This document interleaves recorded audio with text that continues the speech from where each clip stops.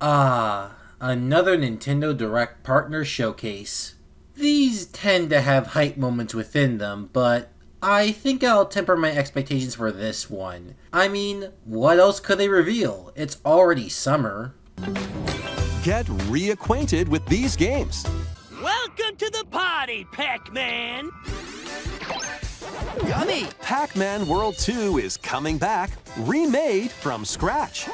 Pac-Man World 2 Re-Pac launches on Nintendo Switch 2 and Nintendo Switch September 26th. Oh my god. Oh my god. Oh my god. It's real. It's real. The prophecy's real. Okay, let's explain some things because this goes back quite far. I am a lifelong Pac-Man fan. I've been that way ever since Namco Museum DS back around 2011. Then, soon after that in 2012, I discovered the rest of the Pac-Man franchise, and ever since then, I have never been the same. Now cut to 2019. Around this time, two things started to permeate in my mind. The first was, man, Pac-Man has gotten kinda stale over the last few years, hasn't it? And the other was, man, I miss making videos. For context, I quit both art and video making around mid-2019, and around this time was when I was starting to use the Spacey branding, which is what I still use to this day. I then rubbed my two brain cells together and decided to combine the two thoughts into one, alongside taking some pretty heavy-handed inspiration from a video I watched, thus resulting in 10 Reasons Why We Need a New Pac-Man Adventure Game, released in February 2020. It's now been over 5 years since that original video released, and there's been a ton of new Pac-Man games as well. We have had comparably a lot more console Pac-Man games compared to the mid to late 2010s, so I'm going to be doing 3 things in this video. I'm going to look over that original Pac-Man Adventure game list, I'm going to be giving my thoughts on the Pac-Man games from then to now, and finally, I want to give my first impressions on Pac-Man World 2 Re-Pac. So yeah, we're essentially looking at the state of Pac-Man as of 2025, and seeing if Bandai Namco fulfilled what I wanted out of the original video. So let's start from the top and go on from there. Starting with that top 10 Pac-Man list. And, you know, for whatever it's worth, even with how much I've improved my craft over the years, I feel very neutral on this video. Yeah, anticlimactic answer, I know.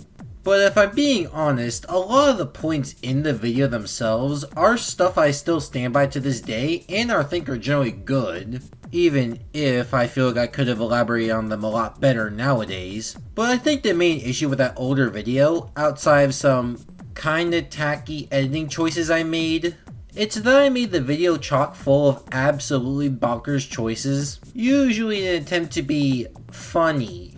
Yeah, to say the very least, that didn't work out. There's 2 in particular, however, which really do stand out in the worst way possible in my opinion. Firstly was the fact that I wasted the number 9 spot on a stupid joke, and it was based on a beef one of my mutuals had with another person I was following based on the Tales of franchise.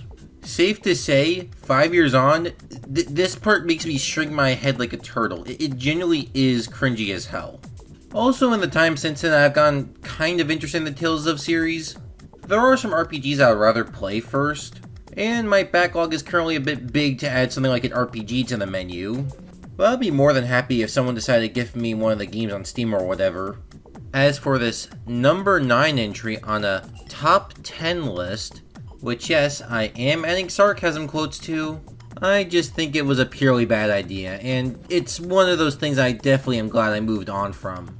As for that other super cringy moment, it comes near the end of the video. Specifically the number 1 entry on that list. What's funny is that I still agree with the point being made, as I still think relegating your franchise to mobile games, more specifically the ones that get shut down soon after they get released, and other sloppy toppy products that only exist to use the franchise's iconography for brand recognition, is an absolutely horrible strategy both for the fans and for the company itself. Hell, this issue isn't even exclusive to the 2010s era of Pac-Man. A lot of franchises I know of either have mobile slop, live service slop, or worst of all, pachinko slop. Ugh. So then, how did I fuck it up? Well, the issue is that I put way too much dramaticism into it. From the way I presented it in the original video, you thought I would be talking about like a war or whatever. But no, it's just a video game franchise being mishandled. Combining that with the music I play, and my god, it really comes off as off-putting. This is for sure something I would not do today. And looking back at it now, god, it's so painful to watch. But hey, the fact I'm able to find pain in an older video I made only shows that I've actually improved a lot as a video maker over the years. So at the very least I could say that this was a pretty big learning experience for me. And also, to be fair, this is better than the videos I made before that point, so I think despite those two really cringy moments, I think it overall evens out. It's a bunch of good points hidden under a bunch of stupid creative decisions. So yeah, if this somehow got you interested in wanting to rewatch that older video, or hell, if you're a new viewer and are genuinely interested in watching that video, I put the link below so that you can watch the video yourself, but viewer discretion is definitely advised. Anyways, let's return to the plot that I described in the beginning of the video, because oh boy, before we can talk about all the good stuff, we have to talk about the elephant in the room for this franchise. If you were particularly astute up to this point, you might have noticed that the timeline cuts off at around February 2020, and there is a good reason why. Because after February, there was a major event, one which caused lots of chaos, and everyone who experienced it would never be the same again. I'm obviously talking about Pac-Man's 40th anniversary. Yep, if you're a Pac-Man fan around 2020 to 2021, you would know how tumultuous this period was. There was no game in sight during this period. The closest things we got were a mobile game that everyone agreed was complete dog shit and only lasted a year, and a Google Stadia title, which was yet another derivative of the "what if Pac-Man had a battle mode" idea, which they have already done several times before, including another AstroTurfed game service. And what did they decide to do to make that game stand out? They made 64 player, on a service that doesn't even have a proper install base. Yeah, sorry Google Stadia, you're trying to position yourself as a AAA game service, but no matter how many titles Ubisoft pumps into your ass, you will never be a true game system. Ugh, and to think that Google Stadia is half a decade old. It still feels dystopian as hell even all these years later. Okay, back on topic. The point being made here is that the 40th anniversary of Pac-Man sucked complete Pac booty cheeks. And we were really expecting to survive off those two titles and a few collaborations. No matter how many times people tried to spin it as something positive, there was no denying how much it sucked. And during all of this, I worried that my worst fears for the series were coming true. And I was also very disappointed in the fact that the Bandai Namco company was not listening to a video with under 250 views. Okay, that is relatively exaggerated, but Bandai Namco is really only chasing a cow that, at this point, was milked completely and utterly dry. It truly felt like we were never going to escape this terrible maze. But hey, there had to be a light at the end of the mega tunnel battle, right? Well, we did get that light on November 19th, 2021 with the announcement of Pac-Man Museum Plus. I very much vividly remember the announcement for Pac-Man Museum Plus. I remember being in high school and in the middle of science class when the game was announced. I had to sneak my phone out in order to watch the trailer over and over again. And then afterwards, I made a video in the Jibber series, well, the original incarnation before the reboot, about the game. A lot of the predictions I made in that video were unrealistic as hell.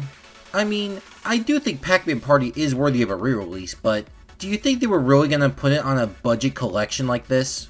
Yeah, there was a little bit of stupid in there, but if you want to see my thoughts during that time period, I'll put that in the description as well.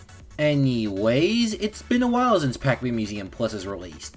How is the game itself? Well, I would say it's an overall good product. It's a solid way of experiencing the arcade titles, its console lineup is generally filled with interesting titles, and it features a rather soulful customization system. There are some problems I have with the collection, like the fact the emulation can be a bit hit or miss, And if that's truly important for you, or you just want to get it for the arcade titles, I would probably just say MAME or the Arcade Archives collection are probably better picks there. There's also some heavy censorship involving a certain Missy, but not even Arcade Archives could get her, so I won't really fault the collection that much for it, even if it is a very important footnote. I also felt like they were missing some titles that truly made it feel definitive in my opinion. Even if we ignore the legal elephant in the room, and even potential ports, there are some titles that I feel like could have been included.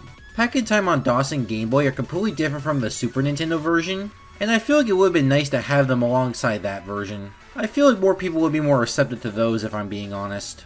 I also think it's a little odd that Championship Edition DX is still not included in any of these compilations, because I think it would be pretty cool to have on Switch and modern PlayStation systems. The title I feel like is most missed in the collection though has to be the NES version of Pac-Man Championship Edition.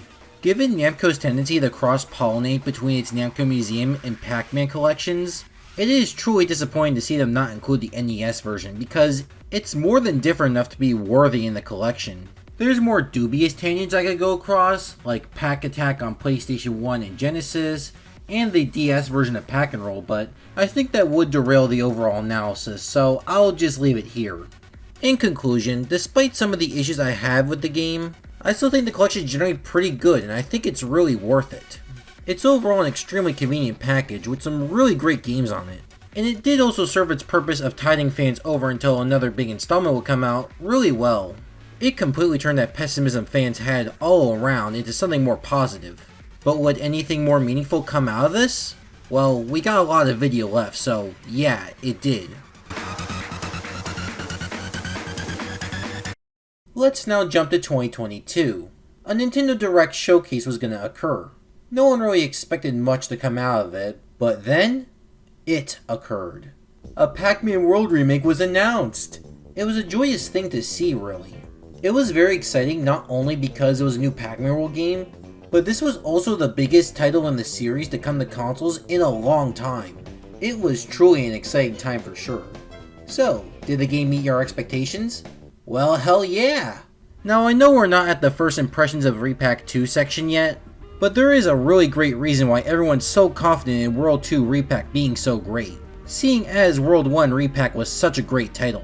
Its presentation is great, it plays great, and it builds off the original world super cleverly. Seriously, the best way to illustrate my point is just to look at the bosses. They take what is probably one of the most mediocre parts of the original and improve them tenfold. I'm not one of those people who thinks remakes should completely replace the original experience, even despite my love of comparing versions of games. Hell, despite really liking the art direction of Re-Pac a lot, I think I still prefer the PS1's art direction overall. But still, if you want to play the original Pac-Man world, then you should definitely get Re-Pac. Especially since, unlike the original being stuck on the original PlayStation, this is basically on every single modern platform. It wasn't without a few hiccups initially, which thankfully was only limited to odd remixes and lacking credit to the original team, but thankfully those have been patched out at this point. So if you were initially hesitant on jumping on Re-Pac, then I would say now is the perfect opportunity to go all in. And with Re-Pac being such a great title, it gave us so much more hope for what could come in the future. But before we get fully into the new 2025 titles, I'll just quickly mention the console Battle Royale titles. Out of both of the Battle Royale titles, Pac-Man 99 is the only one I actually played. And I think it's okay. The gameplay itself is okay, the visuals get the job done, even with the good looking DLC, and it overall just felt very average. The biggest issue I really have with it is that it's just another retread of a formula that's already been done so many times, only this time with a Tetris 99-esque spin. Though I will give it credit for being on a system with an actual install base, even if it doesn't mean much because, yet again, it shut down. Though, to be fair to its shutdown, at least it has the ability to be played offline, even if that window of opportunity was rather short. It was a shockingly more pro-consumer move compared to a lot of other companies, even if it did feel overall double-faced. And I feel like a lot of that same energy can be carried over to Mega Tunnel Battle Chomp Champions, which, compared to Pac-Man 99, had a lot more potential, even if it was ultimately wasted in the end. I mean, giving Mega Tunnel Battle a second lease on life on modern day platforms, and with crossplay, it could have been a hit. I mean, giving it a bit more of a marketing push and allowing it to have a season or two, it would have been pretty good for the title overall. Though, I can't really blame the dumping ground strategy too much, especially since this is trying to recoup losses from the Stadia game. Overall, I'm just glad that Mega Tunnel Battle is available in some form, compared to it being yet another lost media Pac-Man title, only in an even more dire state due to the platform it was released on. For whatever it's worth, I'm just glad that Namco isn't making their titles as disposable as they once were a few years ago. It's an improvement in mentality at the very least. But now that we're done with that sideshow, let's move on to what 2025 has to offer with Pac-Man. This is the part about Shadow Labyrinth. Yeah, I couldn't make a video about Pac-Man 2025 without mentioning this thing. So, before I get to the first impressions of the game I really want to talk about, let's unpack Shadow Labyrinth. Let us start by talking about the first wild animal in this massive room, the Secret Level prequel episode. Firstly though, what are my thoughts on Secret Level itself? It fucking sucks. To keep this extremely brief, because this is a tangent within a tangent, the stories themselves are disjointed and blandly written, and the visuals have this AI-generated quality to them. They try way too hard to make everything look awe-inspiring, but the vast landscapes look empty and bland as hell, and the color grading looks ugly as shit. It also just completely removes the visual identities of the original series too, which is really detrimental for a video game adaptation anthology series. So yeah, knowing how much Secret Level sucked, how was the Pac-Man episode? Where does it fare? Well, it's actually one of the better episodes. It doesn't really mean that much, given it's still of a similar quality as the other Secret Level episodes, but hey, at least I'm not as tortured. I mean, for whatever it's worth, the swordsman conflict is at least somewhat interesting, but otherwise it suffers from all the same issues as all the other Secret Level episodes. In fact, I kinda wanna go back to the visuals of this episode, because there's a few things I want to mention with it. Firstly, while this isn't the ugliest Secret Level episode, it's easily the most generic and misses the point of the series the most. I mean, there's not even any ghosts or fruit in the episode, which even Super Smash Bros. Has. The fact they couldn't even weave basic game mechanics and environments from the original game shows that this inherently fails as an adaptation. In fact, some of these singular color environments and the character designs makes me think of Oddworld more than Pac-Man. In fact, I think the main swordsman reminds me a lot of Abe. And some of the other monsters in the episode also give me Oddworld vibes. Like, I can draw parallels to Oddworld enemies, that's how fucking close they are. Now, Oddworld does the whole creepy and disturbing thing a lot better, with way more well-crafted enemies, and an absolutely enriching world that has a lot of great lore to it, alongside environments that actually have personality to them. Oh yeah, I also forgot one big thing. It's also not a fucking Pac-Man adaptation. Also, yes, before anyone asks, I do know about the connection that this episode, and by extension the Shadow Labyrinth game, have to the UGSF timeline. If you don't know what that is, the United Galaxy Space Force is a sci-fi multiverse that connects a bunch of Namco space shooters and a few other titles. I don't think I have anything particular to say about the game's connection to the timeline, but as for the episode, yeah, it doesn't necessarily do a good job at introducing the Space Force. There are a few hints to Xevious in the episode, but you would have to be really hardcore in order to get them. And despite playing a good amount of the titles in the timeline, I never exactly got the connection. And even with knowing it, I don't think it really adds much to the episode. Okay, yeah, I should probably stop talking about Secret Level now. So overall, Secret Level shitty and Pac-Man episode is just bad. But hey, at least at the time, we could revel in the fact that it was only a TV series thing. So, can you guess which Secret Level episode got a game adaptation? Well, you are watching a Pac-Man video after all. And yeah, this was probably the most negative reaction we've seen to the series since 2020. Thankfully it wasn't that extreme, but everyone did think it was going to be a very cynical cash grab.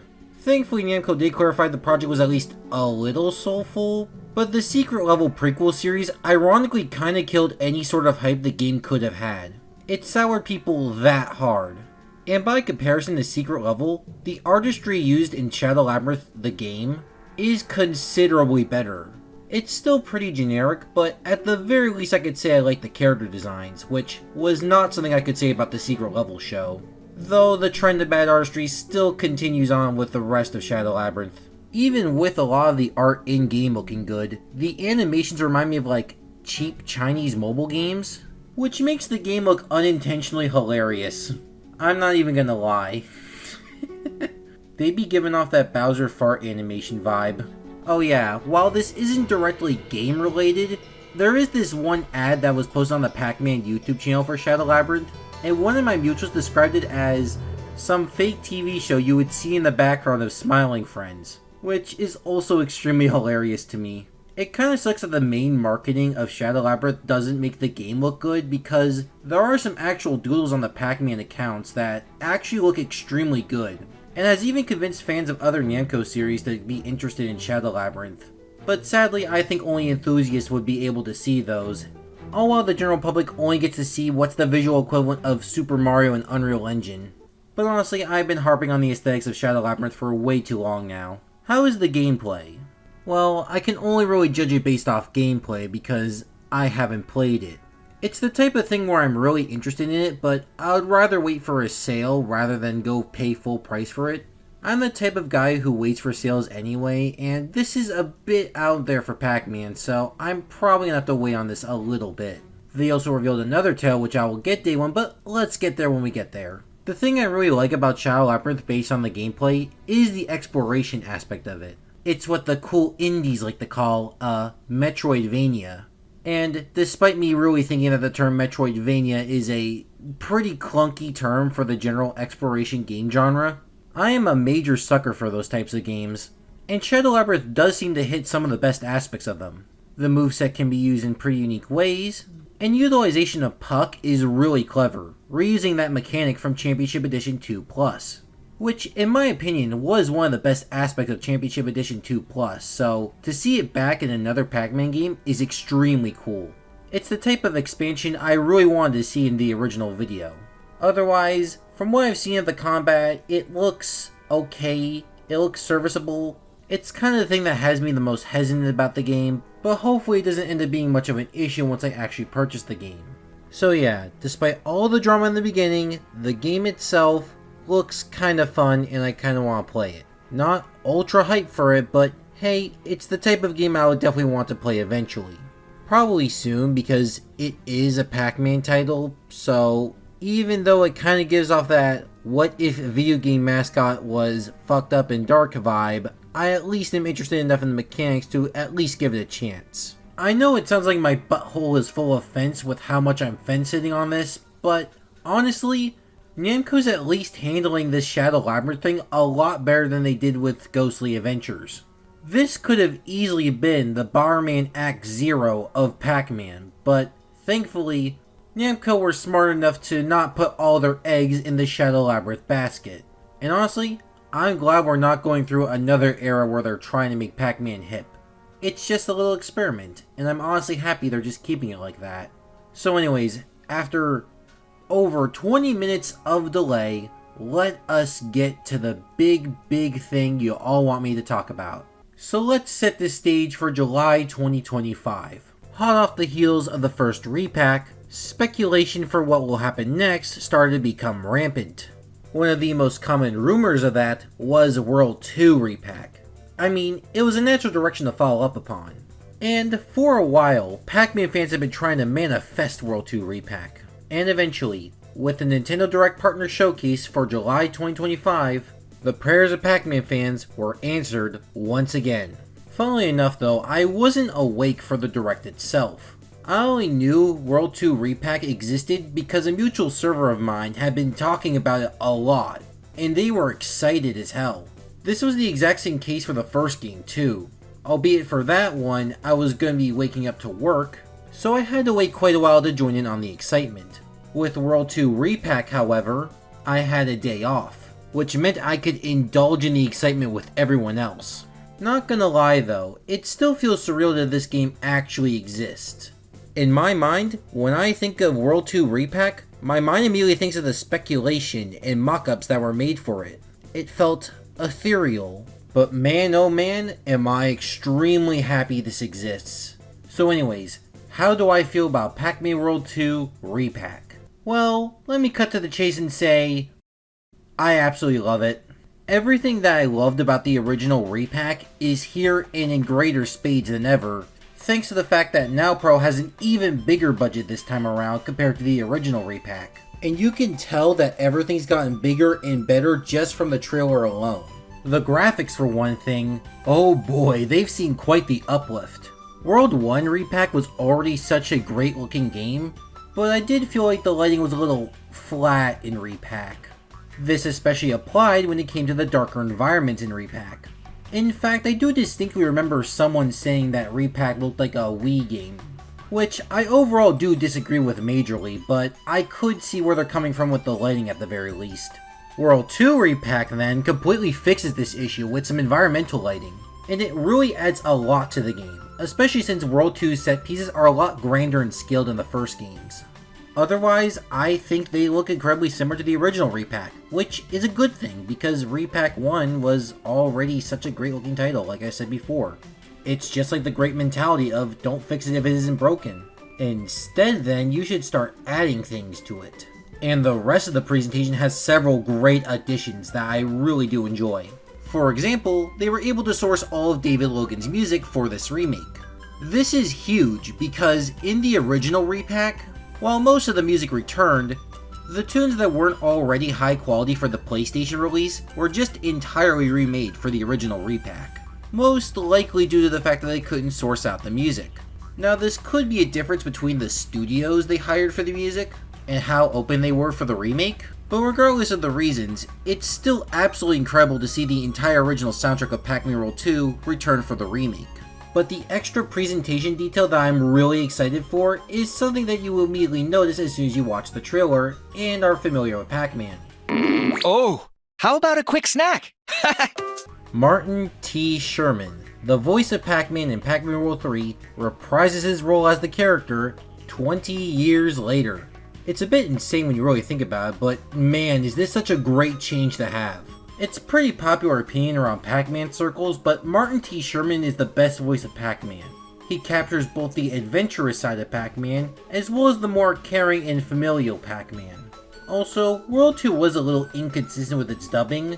A good amount of the characters did receive voices, but some others didn't at all. It was fairly jarring when starting a boss, or even some levels, and while they would have dialogue, they would not have voice acting. Overall, it was a petty nitpick, especially since World 2 did have actual real problems, but it's a really great sign to see that World 2 Re-Pac is fixing this issue, even for how small it was. Hell, even gameplay wise, they seem to be fixing some issues and adding things too. I'm going to go over them relatively quickly because not only did we not see that much of them, but I also think listing every single change would get tiring after a while, so let's go through this lightning round style. Firstly, we see Pac-Man's moveset being slightly altered and expanded upon too. There seems to be more places where you can flip kick boxes in order to get collectibles, which was one of those moves that was underutilized in the original game. And just like how World 1 Re-Pac had the flutter move, World 2 Re-Pac seems to add the super butt bounce, which we don't really get to see much of. But it does seem like a decent expansion of the moveset, so I'll keep my eyes peeled for what it has to offer. But the really big changes here involve the levels and bosses. A big example of this are the auto-scrollers. Blade Mountain doesn't look too different, but there are differences you can notice compared to the original. But the auto-scroller that has changed the most, as in it's no longer an auto-scroller, are the water levels, which now instead utilize the swimming mechanic that was underutilized in the original game. We also see the Gachapon mechanic from Pac-Man Museum Plus return here as well, allowing for decoration of the main hub world. A decision I think is particularly great because it transforms the hub world from a glorified menu into something more interactive and lively. I hope to see more of that in the full release. Oh yeah, we also have to talk about the bosses. So far, we've only seen one new boss, but it already looks like a major improvement from World 2's bosses, which, while overall a great lineup, the fact that 3 of them were just the same ghost machine but slightly different was very uninspired. It really did drag down the game in an area that could have been absolutely amazing. Speaking of areas that could have been absolutely amazing in the original game that look to be improved here, let's talk about the collectibles. While we haven't seen how the main collectibles work just yet, there is a major new addition which shakes up the 100% completion experience quite a lot, both in terms of how you approach stages and in the rewards. Yep, it is the all-new objective system. Now then, we don't have the most detailed explanation of objectives, but we do at least get the general idea across. A character offers us missions for stages, we do them, and as a reward, we get costumes. This is cool for multiple reasons. For one thing, it makes the 100% completion of each stage a lot less demanding. While it was cool to have perfect runs in the original game, the stage length made them very tedious and almost grueling at times. What it also does is add new content to the game and spread it out more evenly. The only main collectible you really had in the original game was tokens, and everything completely revolved around them. While it was still good design overall, a lot of the rewards for collecting tokens were rather skewed towards the higher amounts. You didn't really get the later arcade titles, nor the art gallery without going basically to 100% completion. The original game also had some pretty unbalanced collectibles overall. While the out in the open tokens, and to some extent the time trial tokens made sense, the fact you only got one token from collecting all the fruit, and all the Pac dots too, was rather unsatisfying. Especially compare this to say Mario 64 with its 100 coin requirement, which while it was rather strict, it did allow for wiggle room, and Crash's box requirement, which while it did require all of them, they were all very obvious and way less tedious to collect. The original World 2's approach would be the equivalent of having to collect both collectibles at the exact same time, which was generally a very clunky way of handling it. And I am so happy World 2 Re-Pac is addressing this. You really wouldn't know the pain unless you tried to 100% one of those auto-scroller levels. Trust me. As for the costumes themselves, I think they look pretty cool so far. I'm mostly a big fan of the Pac-Land one, but hopefully we can see some other cool ones as well. I do like how they're playing with the color schemes though. Giving each costume a few colors is really cool, and it adds some extra variety as well. So yeah, it overall looks like a pretty great addition to the game, and I'm absolutely sure that this will become one of my favorite parts of World 2 Re-Pac. So yeah, that's all I really have to talk about with the trailer. It overall looks like a smash hit, one that I'm very excited for. Given Now Pro's work on the original Re-Pac, I am more than confident in my positive assessment. Though I do have one worry in particular that is a bit concerning. But in order to get to the concern, we have to talk about the butt bounce and how it has evolved. We will disregard World 3's butt bounce, but that's mostly because that's way out of our ballpark. Anyways, in the original Pac-Man World 1, the butt bounce was a fairly kinetic move that allowed Pac-Man to increase his jump height and defeat enemies just by pressing X again and slamming on the ground. Despite the move's generally kinetic nature, however, there was a little delay between butt bounces.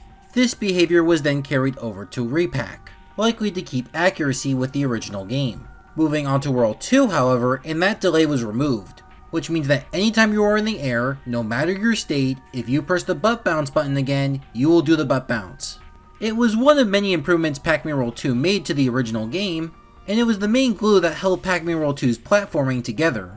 Now, it wouldn't have meant that much if the platforming itself wasn't inherently smooth and crunchy, but World 2's butt bounce reinforced Pac-Man World's identity, and made it even more of a star focus than it was before.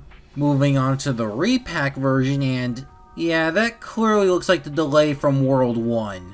I know that World 2 Re-Pac is built off the original Re-Pac, but it's an incredibly strange decision to keep the delay. I genuinely do hope they fix this, since it is a fairly big part of Pac-Man World 2. I know it's a bit hard to notice, but look at Guy with the Pie's tweet for more clarification. And if you can't get it from that, then I would suggest playing the games themselves, which I would highly recommend regardless, but still. Other than that, though, I have no other quibbles with World 2 Re-Pac. It's basically how I would imagine a Pac-Man World 2 remake, and I genuinely cannot wait to get my hands on it. Yes, I'm actually getting the game day one. I don't usually get games day one. I usually wait for a sale or two, but World 2 Re-Pac is already looking like an amazing game. And given the work done on World 1 Re-Pac, I feel very justified in my feelings. Plus, it's coming to multiple platforms, including the ones I use. I don't have to purchase an all-new system just to get a game I want. Quite the crazy concept, isn't it? Oh, yeah, I already went full-on gassy when shitting on the Switch too, but there was one particular thing I avoided because it wasn't relevant when I covered Donkey Kong Bonanza. So, drumroll please.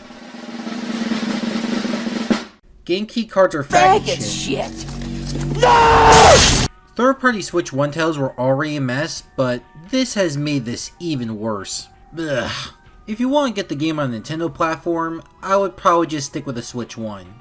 Hopefully the game key cards aren't indicative of what the Switch 1 version could potentially hold, because, oh boy, that could be even worse. But given how good the original Re-Pac Switch 1 release was, I think they're going to handle that well. Anyways, end of the World 2 Re-Pac discussion. But before I go, let me now talk about the state of Pac-Man in 2025, because I kinda made the video revolve around it. So yeah, Jesus Christ, it's really been 5 years, huh? I never thought I would see a franchise turn around this much in only 5 years. Especially since so many franchises have been falling upon hard times during this time period. But it seems like Pac-Man's coming back, and I'm extremely happy because of that. From what I've seen, Namco has learned their lesson from the 2010s era. Not everything so far has been perfect. In particular, I think Secret Level was a pretty big misstep for Pac-Man, and I do mean specifically Secret Level, because I don't want to fully wage Shadow Labyrinth on what's essentially a shitty advertisement for it, but hopefully stuff like Secret Level is just the exception rather than the rule. I mean, for whatever it's worth, if this were 2010's Bandai Namco, they would have gone full Ghostly Adventure with the marketing campaign, and the Shadow Labyrinth game would have been a mobile title where the characters call you retards. Point is, things could have been a whole lot worse.